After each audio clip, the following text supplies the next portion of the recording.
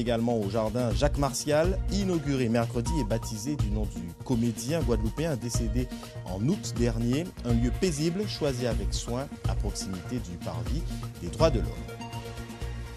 Lui connaissait bien le MACT, il en avait d'ailleurs été le premier président. Jacques Martial est décédé en août dernier. Son nom résonne désormais aussi dans l'un des sites les plus remarquables de Paris, au Trocadéro, au jardin Jacques Martial. Une bulle de fraîcheur non loin du parvis des droits de l'homme et dans la continuité du futur mémorial consacré aux victimes de l'esclavage. Un reportage Outre-mer la première. Une plaque pour se souvenir à jamais de Jacques Martial. Jardin Jacques Martial, 1955-2025. Figure du cinéma, du théâtre et de la politique française, il était un homme aux multiples facettes.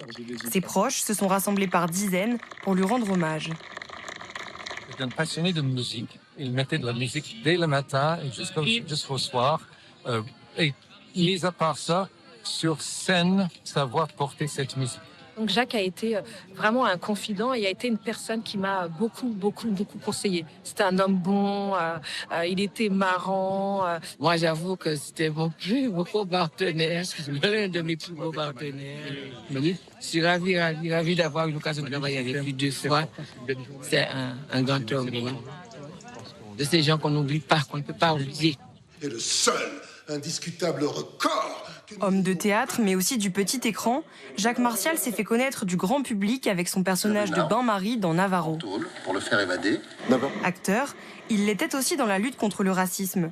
Il a été notamment président du Mémorial ACT en Guadeloupe, puis adjoint au maire de Paris en charge des Outre-mer. Cet hommage lui est rendu dans un lieu hautement symbolique, entre le parvis des droits de l'homme et le futur mémorial pour les victimes de l'esclavage. Il paraissait évident que le jardin porte son nom, parce qu'il a toujours été un acteur essentiel de ce projet et un acteur essentiel de Paris. Cette inauguration, c'était aussi l'occasion pour Anne Hidalgo de passer le flambeau à son successeur Emmanuel Grégoire, chargé de faire perdurer la mémoire de Jacques Martial et de poursuivre son combat.